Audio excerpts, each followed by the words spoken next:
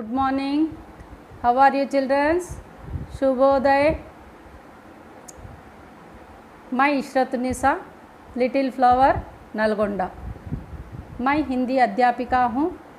मैं आज अपने बच्चों के लिए बरसते बादल पाठ को पढ़ाना चाहती हूँ।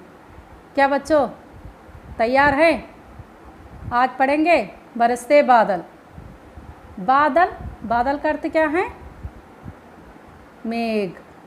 मेघ का अर्थ क्या है? क्लाउड्स, मब्बुलु। तो देखिए बरसते बादल, इस कविता के कवि हैं सुमित्रानंदन पंत जी। यहाँ पर देखिए उन्मुखीकरण। उन्मुखीकरण, उन्मुखीकरण का अर्थ क्या है? अभिविन्यास, ओरियंटेशन, अभिविन्यास या दिशा निर्देशक, गाइडलाइंस। मतलब पाठ को अभिविन्यास कराना या एक दिशा की ओर ले जाना या अभिसंस्करण। अभिसंस्करण का अर्थ भी ओरिएंटेशन। तो देखिए उन्मुखीकरण। उन्मुखीकरण में यहाँ पर एक कविता दिया गया है। कविता देखिए। क्या गाती हो, किसे बुलाती, बतला दो कोयल रानी, प्यासी धरती देख मांगती, हो क्या मेघों से पानी। यहाँ पर देखिए क्या गाती हो, किसे बुलाती हो, बतला दो कोयल रानी। यहाँ पर कोयल, कोयल एक पक्षी को दिया गया है। कोयल क्या है? इंडियन कुकू बर्ड, कोकिला। कोकिला अपनी मधुर आवाज़ से बुलाती हैं, कुहू कुहू कर कर। तो यहाँ पर कहा जाता है किसे बुलाती हैं कोयल रानी? क्या गाती हो? प्यासी धरती देख मांगती, प्यासी धरती को देखकर मांग रही है क्या? मेघों से पानी, मेघों से पानी मांग रही है क्या?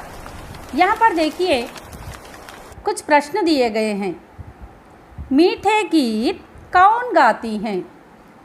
मीठे गीत कौन गाती हैं? मीठे गीत कौन गाती हैं? कोयल गाती हैं। मीठे गीत कौन गाती हैं? कोयल गाती हैं। कोयल किसके लिए पानी मांगती हैं?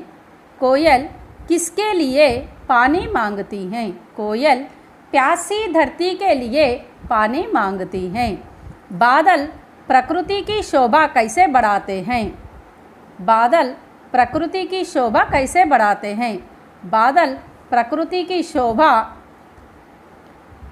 मेघ बरसकर, पानी बरसकर, सूखी धरती हरियाली बनकर प्रकृति की शोभा बढ़ाती हैं। समझ में आया बच्चों?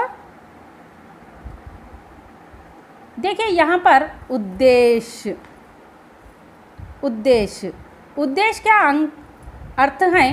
एक लक्ष्य पर लाना, एक लक्ष्य पर लाना, संकेतित किए जाने योग्य, अभिप्राय योग्य, प्रयोजन, व्याकरण, कर्ता आदि का प्रयोग करना, या विचार जिसे पूरे करने के लिए कोई काम किया जाए उसे उद्देश्य कहते हैं।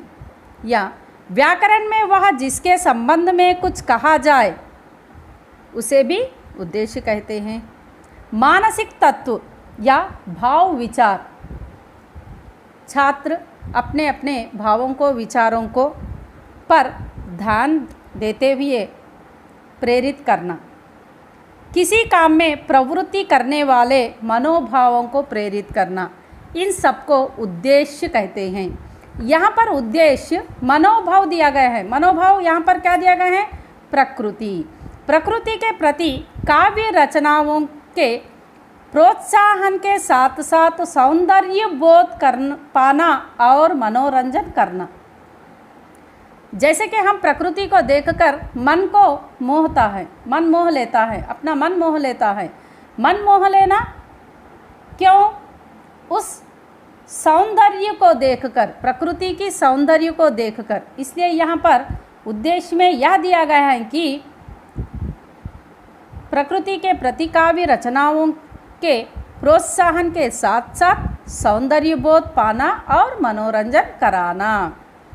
नेक्स्ट यहाँ पर देखिए विधा विशेष। विधा विशेष का अर्थ है सृष्टि का रचयिता, सृष्टिकर्ता मतलब ब्रह्मा, भगवान, अल्लाह। व्यवस्था या विधा करने वाला, रचने वाला, रचने वाला रचयिता। यहाँ पर देखिए विधा विशेष क्या दिया गया है? बरसते बादल कविता पाठ हैं। कविता भावनाओं को उदात्ता बनाने के साथ साथ सौंदर्य बोध को भी सजाती संवारती हैं। प्रकृति प्रस्तुत कविता नाद ध्वनि के साथ गेय योग्य हैं। विधा विशेष बरसते बादल कविता पाठ हैं। कविता भावनाओं को उदात्ता बनाने के साथ साथ सौंदर्य बोध को भी सजाती संवारती हैं। प्रस्तुत कविता नाद अर्थात ध्वनि के साथ गेय योग्य हैं। Any doubt children? तुम्हें स्टार्ट बोल तो मैं स्टार्ट। नेक्स्ट देखिए कवि परिचय। कवि कौन है? सुमित्रानंदन पंत जी। सुमित्रानंदन पंत जी प्रकृति के बेजोड़ कवि माने जाने वाले सुमित्रानंदन पंत का जन्म सन 1900 में अल्मोड़ा में हुआ। साहित्य लेखन के लिए इन्हें साहित्य अकादमी, सोवियत रूस और ज्ञानपीठ पुरस्कार दिया गया। इनकी प्रमुख रचनाएं हैं वीणा, ग्रंथि, पल्लव, गुंजन, युगांत, ग्राम्य, स्वर्ण किरण, कला और बूढ़ा चांद तथा चिदंबरा आदि। इन्हें चिदंबरा काव्य के लिए ज्ञानपीठ पुरस्कार से सम्मानित किया गया। इनका निधन सन 1977 में हुआ। देखिए यहाँ पर कवि परिचय दिया गया है और अतिरिक्त जानकारी के लिए सुमित्रानंदन पंत जी का जन्म अल्मोड़ा जिले के अंतर्गत कौसानी गांव में सन 1900 ईस्वी में हुआ। इनके माता पिता, इनकी माँ का निधन इनके जन्म के कुछ घंटों में ही हो गया। पिता का नाम गंगादत्त पंत और इनका पालन पोषण माता की मृत्यु के बाद इनके दादी ने अपने हाथों में गोद लिया। इन्होंने 7 साल की उम्र में से ही पहली बार छंद रचना की। इनकी शिक्षा, इनकी प्रारंभिक शिक्षा अल्मोड़ा में हुई। 1918 में अपने भाई के साथ काशी आ गए और वहाँ क्वींस कॉलेज में पढ़ने लगे। मैट्रिक उत्तीर्ण करने के बाद ये इलाहाबाद आ गए, वहाँ इंटर तक अध्ययन किया। 1919 में महात्मा गांधी जी के संग्राम सत्याग्रह से प्रभावित होकर अपनी शिक्षा अधूरी छोड़ दी और स्वाधीनता आंदोलन में सक्रिय भाग लिया। इन्होंने हिंदी, संस्कृत, अंग्रेजी और बंगाल का स्वाध्यायन किया। इन्होंने प्रकृति से असीम लगाव था, इसलिए प्रकृति के बेजोड़ कवि माने जाते हैं।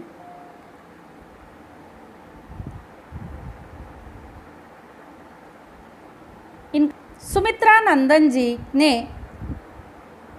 पत्रिका का भी संपादन किया, जिसका नाम रूपाभ था। इनके बाद कई सालों तक यह आकाशवाणी ने उच्च पद पर आसीन हो रहे।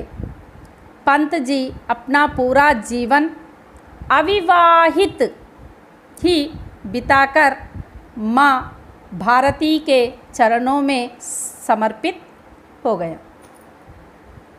इनकी 21 दिसंबर 1977 को हुई और इनकी कुछ रचनाएं ग्रंथि, गुजांत, युगांत, ग्राम्य, स्वर्णकिरण, स्वर्णधूलि, कला और बूढ़ा चांद, चिदंबरा, लोकायतन आदि इनके पुरस्कार और सम्मान। चिदंबरा पर भारतीय ज्ञानपीठ पुरस्कार मिला। लोकायतन के लिए सोवियत नेहरू शांति पुरस्कार मिला। हिंदी साहित्य की अनवतर सेवा के पद पर पद्म भूषण पुरस्कार मिला। इनकी भाषा साहित्य, इनके कुछ काव्य नारी, प्रकृति, मानवतावाद तथा चेतनावाद से घिरा हैं। ये हैं बच्चे सुमित्रानंद पंत जी का परिचय। देखिए यहाँ पर प्रकृति के बेजोड़ कवि माने जाने वाले सुमित्रानंदन पंत जी का जन्म 1900 में अल्मोड़ा में हुआ। तो प्रकृति के बेजोड़ कवि माना गया। क्यों माना गया? प्रकृति के प्रति मनमोहक थे, रुचि थे, प्रकृति पर अत्यधिक कविताएं लिखते थे और इनका जन्म अल्मोड़ा में 1900 में हुआ। Any doubts children? बेजोड़ कवि, बेजोड़ कवि का अर्थ महान। Any doubts children? विषय प्रवेश। वर्षा ऋतु हमेशा से सबकी प्रिय ऋतु रही है। वर्षा के समय प्रकृति की सुंदरता देखने लायक होती हैं। पेड़ पौधे, पशु पक्षी और मनुष्य खुशी से झूम उठते हैं। इसी सौंदर्य का वर्णन यहाँ प्रस्तुत किया गया है। देखिए पद्य की ओर देखिए बच्चों। झम झम झम झम मेघ बरसते हैं सावन के, झम झम झम झम मेघ बरसते हैं सावन के, छम छम छम गिरती बूंदे तरुओं से छनके, छम छम छम गिरती बूंदे तरुओं से छनके, चम चम बिजली चमक रही रे उर्मे घन के, छम छम बिजली चमक रही रे उर्मे घन के, थम थम दिन के तम में सपने जगते मन के, थम थम दिल के तम में सपने जगते मन के, दादुर टर टर करते झिल्ली बजती झंझन, दादुर टर टर करते झिल्ली बजती झंझन, म्याऊं म्याऊं रे मोर पियू पियू चातक के गन, म्याऊं म्याऊं रे मोर पियू पियू चातक के गन, उड़ते सोन बालक अर्ध सुख से कर क्रंधन, उड़ते सोन बालक अर्ध सुख से कर क्रंधन, घुमड़ घुमड़ गिर मेघ गगन में भरते गर्जन, घुमड़ घुमड़ गिर मेघ गगन में भरते गर्जन, रिम झिम क्या कुछ कहते बूंदों के स्वर। रिम झिम क्या कुछ कहते बूंदों के स्वर। रोम सिहर उठते छूते वे भीतर अंतर। रोम सिहर उठते छूते वे भीतर अंतर। धाराओं पर धाराएं झरती धरती पर। धाराओं पर धाराएं झरती धरती पर। रज के कन कन में तृण तृण को पुलकावली भर। रज के कन कन में तृण तृण को पुलकावली भर। पकड़वारी की धारा झूलता है मेरा मन। पकड़वारी की धार झूलता है मेरा मन। आओ रे सब मुझे घेर कर गाओ सावन। आओ रे सब मुझे घेर कर गाओ सावन। इंद्रधनुष के झूले में झूले मिल सब जन। इंद्रधनुष के झूले में झूले मिल सब जन। फिर आए जीवन में सावन मन भावन। फिर आए जीवन में सावन मन